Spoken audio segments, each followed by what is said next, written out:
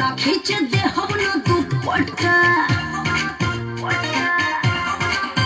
कितना रही हर बब्बर शेर उनका आगे सब ढेर चाहे चली कितना कट्टा खींच दे हम ना दुपट्टा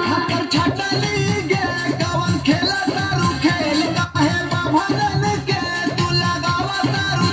चोली खोले ना दे तो हके हमार राजा जी चोली खोले ना दे तो हके हमार राजा जी हमके मर दे चाहिए भूमिहार राजा जी हमके मर दे चाहिए भूमिहार राजा जी हमके मर दे चाहिए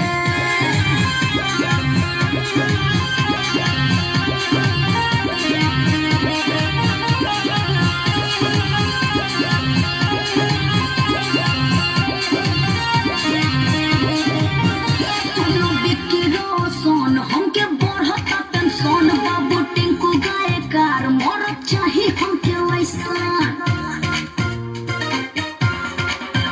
सुनो बिक्की रोशन हमके बढ़ता टेंशन बाबू टिंकू गायकार मरद चाही हमके वैसा सुनरनिया गे कतनो कर इंतजार तोरा फेरा में न पड़ी है भूमिहार वैसे तोहके ना बनाइब हम भतार राजा जी वैसे तोहके ना बनाइब हम भतार राजा जी हमके मर दे चाहिए भूमिहार राजा जी हमके मर दे चाहिए भूमिहार राजा जी हमके मर दे चाहिए पे पागल बसारा जमाना कितनन के भेज गलू थाना